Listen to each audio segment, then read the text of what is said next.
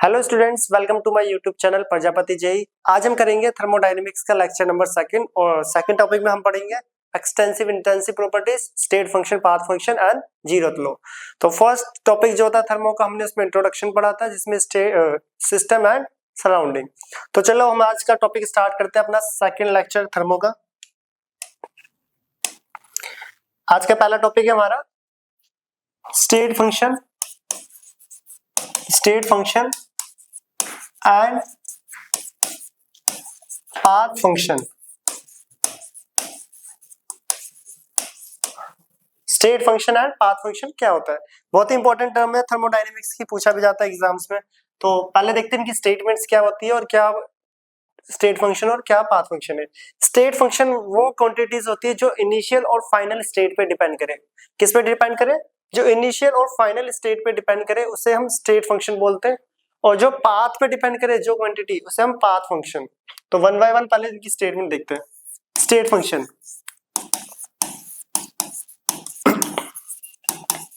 Definition क्या बोलती है?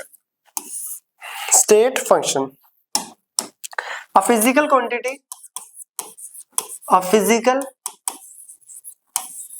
quantity is said to be state function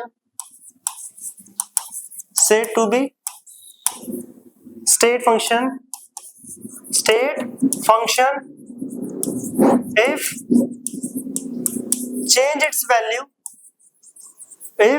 change its value during the process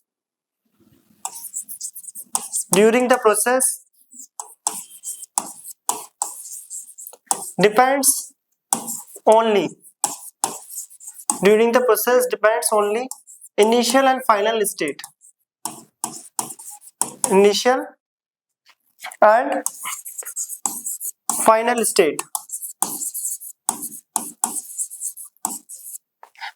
and final state but does not depends upon path.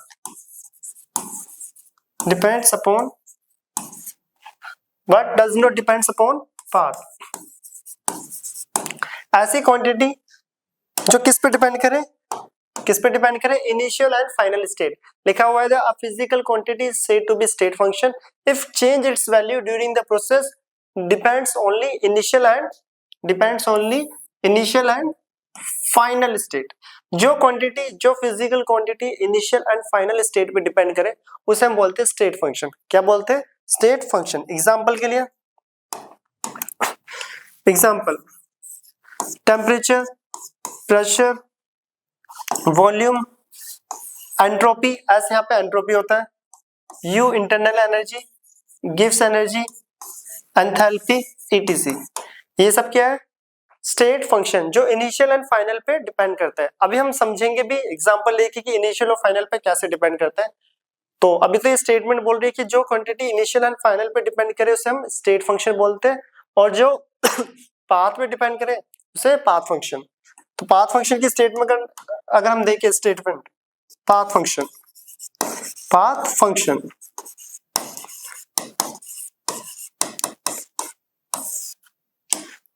क्या होता है? नाम से पता चल रहा है जो पाथ पे डिपेंड करें। Quantities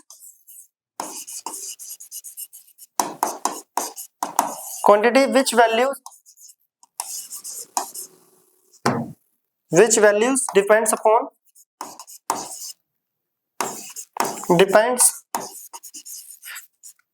path। जो किस पे डिपेंड करे? पाथ पर, उसे हम पाथ फंक्शन बोलते हैं। एग्जांपल के लिए वर्क एंड हीट, ये दोनों क्वांटिटी क्या होती है? Path function. क्या होता है? Path function. स्टेट फंक्शन वो होती है जो इनिशियल एंड फाइनल स्टेट पे डिपेंड करे, और पाथ फंक्शन वो होता है जो किस पे डिपेंड करे? पाथ पे। ये इनिशियल और फाइनल पे डिपेंड नहीं करते। पाथ फंक्शन इनिशियल और फाइनल पे डिपेंड नहीं करते। स्टेटमेंट तो पता चल रहा है क्या बोल रही है। अब एग्जांपल के थ्रू समझते हैं कि स्टेट फंक्शन और पाथ फंक्शन क्या होता है। तो इसको नोट करें। अब हम एग्जांपल के थ्रू समझेंगे कि स्टेट फंक्शन और पाथ फंक्शन में डिफरेंस कैसे पता चलेगा हमें। तो हम लेते हैं न्यू स्लाइड। तो इसके लिए एग्जांपल ले रहे हैं हम state function and path function. तो एक तरफ हम लिख लेते हैं पोटेंशियल एनर्जी, जो कि होता है mgh, and second work done fds cos theta, work का फॉर्मूला होता है। क्लियर? तो देखो इसको समझने के लिए हम यहाँ पे एग्जांपल ले रहे हैं। ये एक बिल्डिंग है, ठीक है, first second third fourth, 4 floor ये है। तो ये लगी हुई इसकी स्टेयर्स, इसी टाइप से होती है स्टेयर्स, ठीक है। तो ये क्या है, ये स्टेयर्स है। तो अभी हम समझेंगे स्टेट फंक्शन और पाथ फंक्शन का डिफरेंस। और इसी बिल्डिंग में यहाँ पे मान लो एक लिफ्ट लगी हुई है, लिफ्ट, ठीक है। एक पर्सन है ए, ये रहा ए। अब इसको यहां से जाना है इस पॉइंट ए से initial final point B building का, ठीक है। तो इसके पास दो कंडीशन है, एक बार ये स्टेयर से जा सकता है, किससे, स्टेयर से, और एक बार लिफ्ट का यूज कर सकता है। ये रही स्टेयर्स, और ये जो रेड कलर में मेंशन करा है, यहाँ पे शो करा हुआ है, ये क्या है, लिफ्ट, ठीक है। क्या है ये, लिफ्ट। अब देखो स्टेट फंक्शन और पाथ फंक्शन का रियल मतलब क्या होता है। ताला, ये ए पर्सन है, ये यहां से चलना स्टार्ट करता है पॉइंट ए से, initial point A and final point B. एक बार ये किससे गया, स्टेयर से, और एक बार किससे गया, ये लिफ्ट से। पहले हम बात करते हैं पोटेंशियल एनर्जी। देखो तब वो स्टेयर से गया और लिफ्ट से गया, पोटेंशियल एनर्जी किस चीज पे डिपेंड करती है, देखो पर्सन एक ही है तो उसका मास तो सेम होगा, चाहे वो लिफ्ट से जाए या फिर स्टेयर से। जी की वैल्यू सेम हाइट पे सेम ही होती है, और हाइट भी सेम ही है, चाहे आप स्टेयर से जाओ या लिफ्ट से जाओ, इनिशियल और फाइनल पॉइंट आपका क्या है, सेम। और पोटेंशियल एनर्जी किस पे डिपेंड कर रही है, ये हाइट, ठीक है, किस पे, हाइट। हाइट दोनों केस में सेम है, तो पोटेंशियल एनर्जी की अगर मैं बात करूं स्टेयर से जाओ या फिर लिफ्ट से, पोटेंशियल एनर्जी दोनों केसेस में क्या है, इक्वल। इसका मतलब वैल्यू एक पर्टिकुलर, मान लो कहीं पे ऐसे दे रखा है तो मतलब दोनों सेम है, ठीक है। तो आप पोटेंशियल एनर्जी की बात करें, अगर हम स्टेयर से जाए या लिफ्ट से जाए, पोटेंशियल एनर्जी दोनों केसेस में ये जो पर्सन है इसकी सेम होगी, क्योंकि दोनों एक मैक्सिमम हाइट तक गए, और हाइट की वैल्यू दोनों की क्या है, बिल्कुल सेम। और पोटेंशियल एनर्जी एच पे डिपेंड करता है, देखो मास तो सेम ही है, जी भी सेम है, एच भी सेम है, तो दोनों केसेस में क्या होगा, चाहे आप स्टेयर से जाओ या लिफ्ट से जाओ, दोनों केसेस में पोटेंशियल एनर्जी की वैल्यू सेम होगी। बट अगर हम वर्क डन की बात करें, अगर हम वर्क डन की बात करें, अगर पर्सन एक बार स्टेयर से जा रहा है, ठीक है, स्टेयर से जा रहा है सीढ़ियों से चढ़ते हुए, तो ज्यादा फोर्स अप्लाइड कर रहा है और ज्यादा वर्क डन भी कर रहा है as compare to lift. Lift में तो क्या होगा, सीधा यहाँ से बैठा और लिफ्ट ने फाइनल पॉइंट पे छोड़ दिया, तो मतलब जब स्टेयर से जा रहा है तो वर्क डन ज्यादा है, और तब लिफ्ट से जा रहा है तो वर्क डन छोटा है, कम है, इसका मतलब छोटा है, ठीक है। तब वो स्टेयर से जा रहा था तो वर्क डन ज्यादा है, क्यों, क्योंकि उसने ज्यादा डिस्प्लेसमेंट करा है और ज्यादा उसने फोर्स अप्लाइड करी है। भले ही इनिशियल और फाइनल पॉइंट अभी भी सेम है, बट वर्क डन ज्यादा हुआ किस केस में, जब वो स्टेयर से गया। तो देखो इस पूरे एग्जांपल में हमने क्या देखा, जो वर्क है, वर्क डन, वो किस पे डिपेंड करता है, पाथ पर। वर्क डन किस पे डिपेंड करता है, पाथ पर। देखो इनिशियल पॉइंट और ये जो हमारा फाइनल पॉइंट है वो दोनों सेम था वर्क के केस में, बट वर्क डन उसका ज्यादा आया जब हम स्टेयर से गए। तो वर्क डन इनिशियल और फाइनल पे डिपेंड नहीं कर रहा, वर्क डन किस पे डिपेंड कर रहा है, सिर्फ और सिर्फ उस पाथ पर जहां पे वो चलकर आ रहे हैं, इसलिए वर्क डन एक पाथ फंक्शन होता है। अगर हम पीछे देखें तो हमने लिखा है वर्क एक पाथ फंक्शन होता है। वर्क डन पाथ फंक्शन क्यों है, कि वर्क उस पाथ पे भी डिपेंड करता है जहां से वो आ रहा है। देखो इनिशियल एंड फाइनल पॉइंट दोनों का सेम था, तो बट तब भी वर्क किसका ज्यादा हुआ, जो ज्यादा फोर्स और डिस्प्लेसमेंट करके आ रहा है, कौन सा, स्टेयर्स वाला। तो वर्क तो हो गया पाथ फंक्शन, जो किस पे डिपेंड करता है, पाथ पे। अब सेकंड आता है पोटेंशियल एनर्जी। अब पोटेंशियल एनर्जी स्टेट फंक्शन कैसे है, पोटेंशियल एनर्जी किस पे डिपेंड कर रहा है, potential energy initial and final point पे डिपेंड कर रहा है, किस पे, इनिशियल एंड फाइनल पॉइंट पे। पोटेंशियल एनर्जी को नहीं मतलब बीच में, चाहे वो आप स्टेयर से आओ या से रोल करते हुए ऊपर आ रहे हो या डायरेक्ट लिफ्ट से आ रहे हो, इनिशियल और फाइनल पॉइंट अगर आपका सेम है तो पोटेंशियल एनर्जी सेम होगा, चाहे आपको 6 घंटे लग रहे हैं चढ़ाई करने में, ठीक है। सिंपल सा, जैसे कि मान लो एक पहाड़ है, अब कोई सीधा चढ़ रहा है इस पहाड़ पे और कोई ऐसे घूमते हुए चढ़ता है, बट दोनों की हाइट सेम है, फाइनली दोनों एक सेम हाइट पे पहुंचे तो दोनों की पोटेंशियल एनर्जी सेम, क्योंकि potential energy initial and final जो आपकी हाइट है उस पे डिपेंड करता है। पोटेंशियल एनर्जी किस पे करता है? इनिशियल और फाइनल पे। तो जो इनिशियल और फाइनल पे डिपेंड करे वो स्टेट फंक्शन, और जो पाथ पे डिपेंड करे पाथ फंक्शन। तो यहाँ पे पोटेंशियल एनर्जी एक स्टेट फंक्शन है क्योंकि इसकी वैल्यू इनिशियल और फाइनल पे डिपेंड कर रही है, बीच वाले पाथ पे डिपेंड नहीं कर रही। इनिशियल और फाइनल दोनों हाइट सेम थी तो दोनों पोटेंशियल एनर्जी बिल्कुल सेम, चाहे आप स्टेट से हो या फिर लिफ्ट से। बट वर्क डन की बात करें तो वर्क डन स्टेयर्स वाले का ज्यादा आया है क्योंकि उसने फोर्स और डिस्प्लेसमेंट ज्यादा करा है, इसलिए वर्क डन उस पाथ पे डिपेंड कर रहा है जहां से वो चल कर आया है। तो वर्क क्या हो गया? एक पाथ फंक्शन। तो जो क्वांटिटी इनिशियल और फाइनल पे डिपेंड करे वो स्टेट फंक्शन, और जो क्वांटिटी किस पे डिपेंड करे? पाथ पे, उसे बोलते हैं हम पाथ फंक्शन। तो ये डिफरेंस होता है basically state function and path function में। तो हमारा पहला कॉन्सेप्ट क्लियर हो गया, स्टेट फंक्शन आज का और पाथ फंक्शन क्या होता है। एग्जांपल लिखे ही हुए हैं और एक हमने एग्जांपल इसको समझ भी लिया, तो इसे नोट करें। अब हम आते हैं अपनी सेकंड प्रॉपर्टीज पे, extensive and intensive properties. Most important extensive and intensive properties. Extensive properties,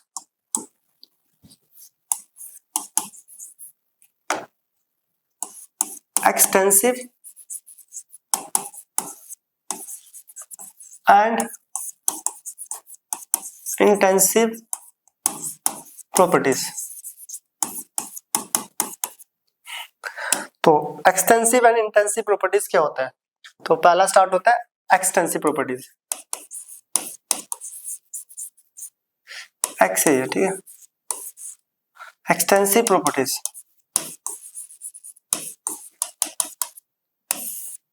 तो extensive properties are those properties, extensive properties, पहले डेफिनेशन देखते हैं क्या बोलते हैं। Are those properties which value depends upon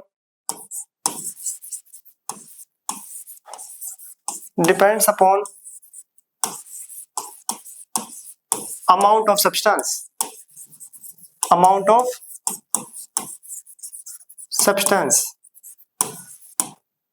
ऐसी प्रॉपर्टी जिसकी वैल्यू डिपेंड करे किस पे? अमाउंट पे। तो डेफिनेशन बोल रही है extensive properties are those properties which value depends upon amount of substance.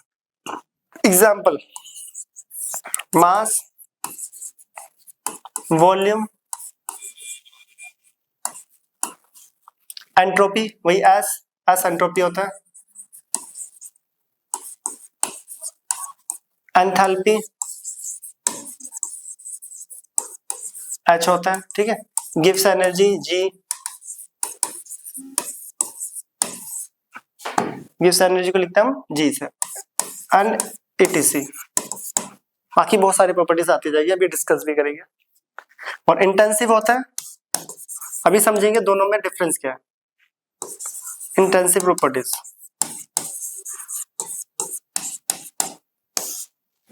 Extensive कौन है? जिसकी वैल्यू किस पे डिपेंड कर रही है? Amount of substance, which value depends upon amount of substance, ठीक है। और इंटेंसिव वो होती है जिसकी वैल्यू नेचर ऑफ सब्सटेंस पे डिपेंड कर रहे हैं। किस पे? Nature of substance. Intensive properties, intensive properties are those properties which value depends upon किस पे? Nature of substance, nature of substance, which value depends upon nature of substance. Example, temperature, pressure, viscosity, surface tension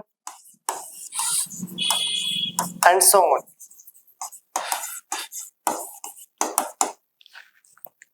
extensive properties वो properties होती है जिसकी value amount of substance पे depend करे, और intensive वो होती है जो किस पे डिपेंड करे? Nature of substance. अब दोनों में डिफरेंस क्या है? एग्जांपल तो पता चल गया, स्टेटमेंट भी बोल रही है अब रियल डिफरेंस क्या है दोनों में, एक्सटेंसिव और इंटेंसिव। स्टेटमेंट को नोट करें। अब हम देखते हैं दोनों में मेन डिफरेंस है क्या, क्या है ये अमाउंट ऑफ सब्सटेंस और क्या है ये नेचर ऑफ सब्सटेंस। तो हम लेते हैं यहाँ पे एक एग्जांपल इसे नोट करें। अब हम आते हैं नेक्स्ट स्लाइड पर। तो यहाँ पे लेता हूं एक एग्जांपल। तो ये हमारे पास एक चैम्बर है, एक रूम,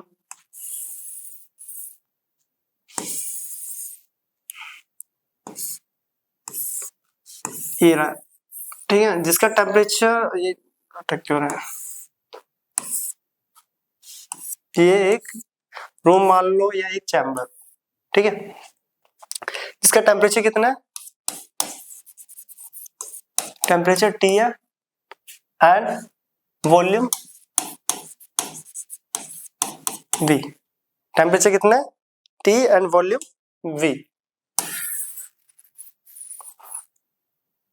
इसको डिवाइड कर लेते हैं हम दो पार्ट्स में, ठीक है। अब इसको डिवाइड कर लेते हैं हम कितने पार्ट्स में, दो पार्ट्स में। तो ये डिवाइड कर लेते हैं बीच में,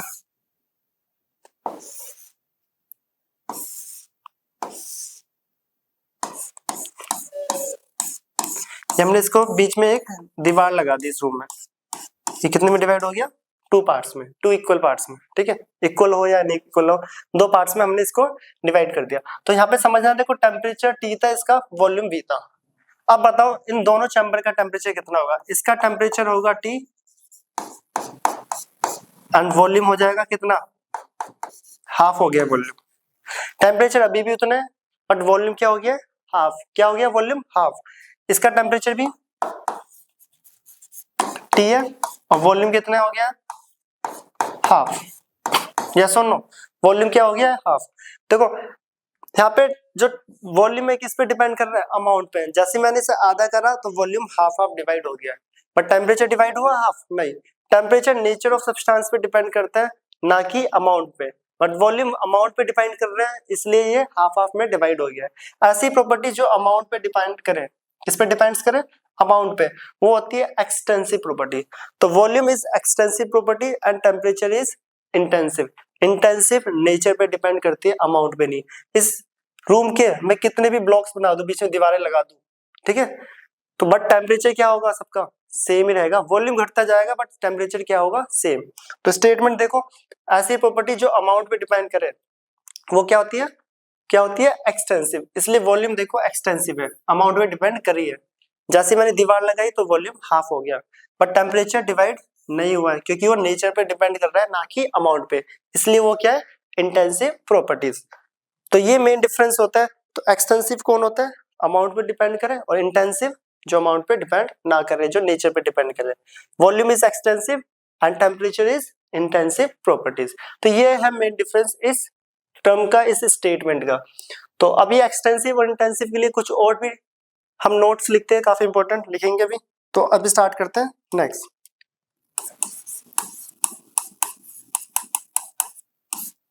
एक तरफ एक्सटेंसिव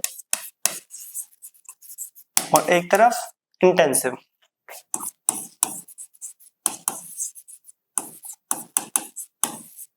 एक तरफ एक्सटेंसिव है और एक तरफ इंटेंसिव। पहला पॉइंट इसका, if extensive properties express in पर मोल पर मास या फिर पर volume etc, it become intensive। बहुत इंपॉर्टेंट पॉइंट है। अगर एक्सटेंसिव प्रॉपर्टीज को हम किस टर्म में एक्सप्रेस करें, पर मोल हो गया, पर मास हो गया, पर वॉल्यूम, कोई भी एक्सटेंसिव प्रॉपर्टी पर मोल में लिखी हुई है या पर मास में या पर वॉल्यूम में, तो उस टाइम पर वो क्या कहलाएगी, इट बिकम इंटेंसिव। ये बहुत important point, it become intensive. Example के लिए देखो, mass and volume, mass and volume, mass और वॉल्यूम दोनों ही क्या है, extensive. Both are extensive property, both are extensive property, but जो डेंसिटी होती है, बट डेंसिटी जो कि किसके बराबर होता है, mass by volume,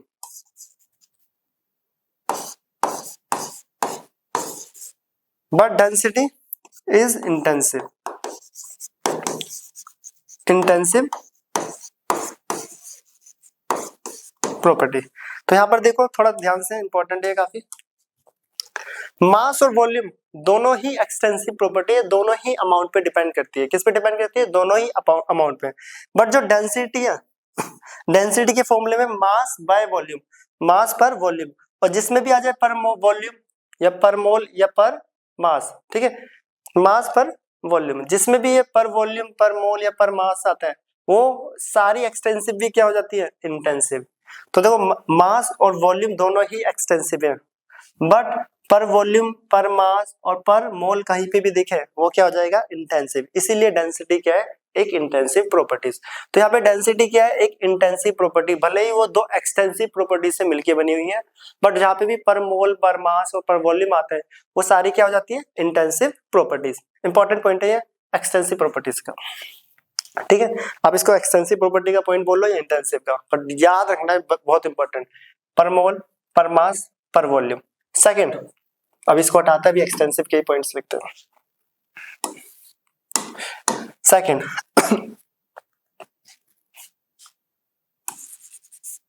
if x and y are extensive properties,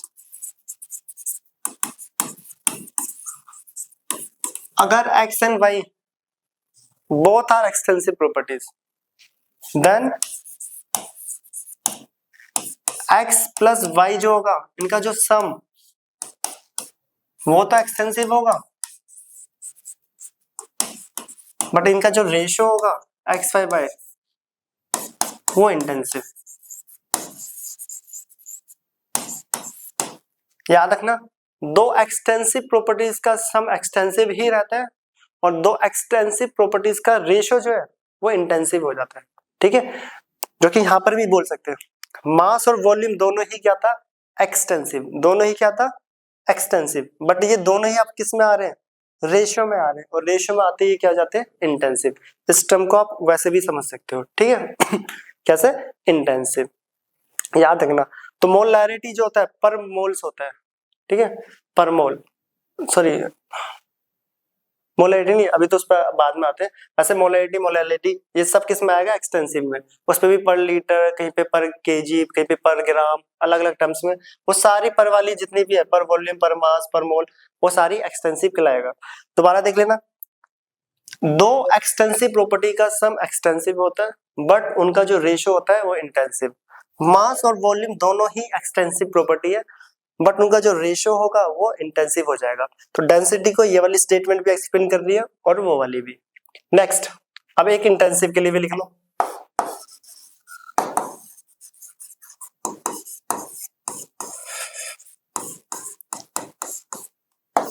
intensive property के लिए भी पॉइंट है, बट ऐसा कुछ इंटेंसिव में नहीं होता, तो मैं लिख रहा हूं,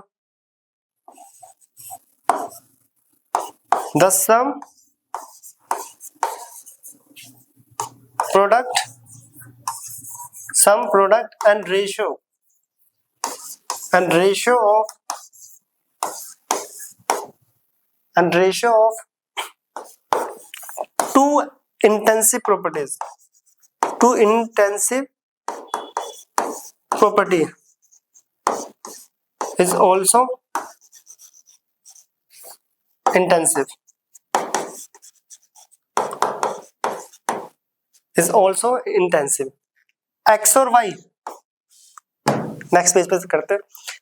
इंटेंसिव में ऐसा कुछ नहीं होता, दो इंटेंसिव प्रॉपर्टीज, दो इंटेंसिव प्रॉपर्टीज का रेशियो हो या सम हो या प्रोडक्ट हो वो इंटेंसिव ही रहता है।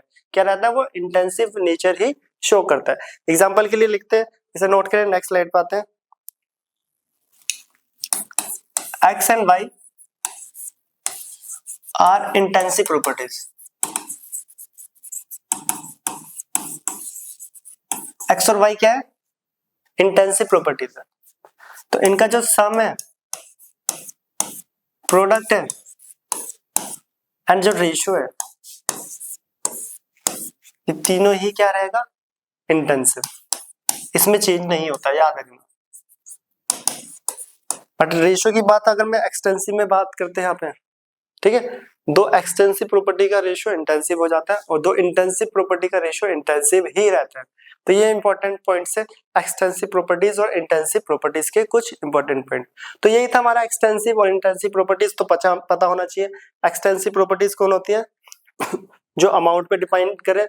जैसे मैंने बीच में दीवार डाली इस चैम्बर के अंदर, तो वॉल्यूम 2 में डिवाइड हो गया क्योंकि ये अमाउंट पे डिपेंड कर रहा है। दूसरी अगर हम टेम्परेचर की बात करें तो टेम्परेचर पे कोई भी फर्क नहीं पड़ा क्योंकि वो अमाउंट पे डिपेंड नहीं कर रहा, वो किस पे डिपेंड कर रहा है, नेचर पे। तो ये होता है एक्सटेंसिव और इंटेंसिव प्रॉपर्टीज। तो ये सेकंड टॉपिक था आज का हमारा, एक्सटेंसिव और इंटेंसिव। एंड थर्ड आज के लेक्चर का जो टॉपिक है और जो कि लास्ट टॉपिक है, जीरोथ लॉ ऑफ थर्मोडायनेमिक्स। तो इसे नोट करें। अब हम आते हैं नेक्स्ट स्लाइड पे, जीरोथ लॉ ऑफ थर्मोडायनेमिक्स। बिल्कुल स्टेट बेसिक्स है, लो है जीरोथ लॉ ऑफ थर्मोडायनेमिक्स। बहुत ही इजी लॉ, पता होना चाहिए, पढ़ते हैं। स्टेटमेंट क्या बोलता है, it state that if a system if system A is system A है A, क्या है, system A is thermal equilibrium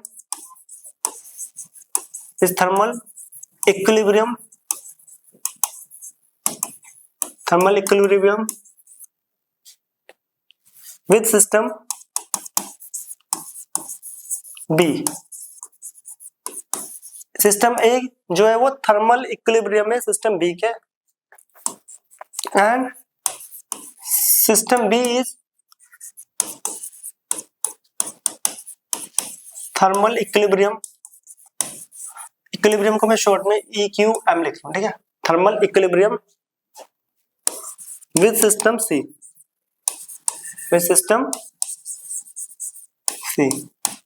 system A thermal equilibrium में सिस्टम बी के और सिस्टम बी थर्मल इक्विलिब्रियम में सिस्टम सी के। Then system A and C are thermal equilibrium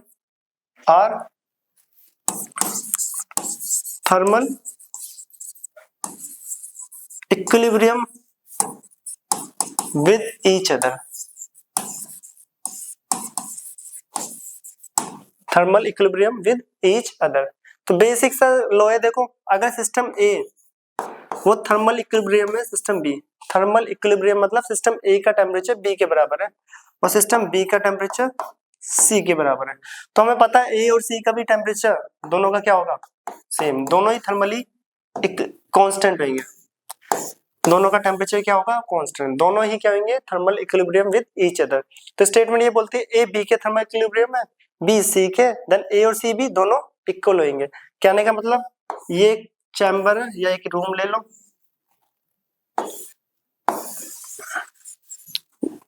तो ये एक रूम है जिसका टेम्परेचर कितना है, टी, टेम्परेचर कितना था, टी, ठीक है। या फिर बोल सकते हैं इसको तीन पार्ट्स में डिवाइड कर देते हैं ए बी सी में पहले, तो इसको मैं डिवाइड कर दूं,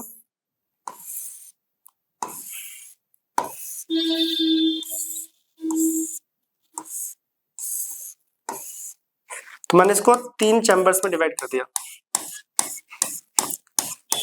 ठीक है, जिसको हम नाम दे देंगे ए बी सी।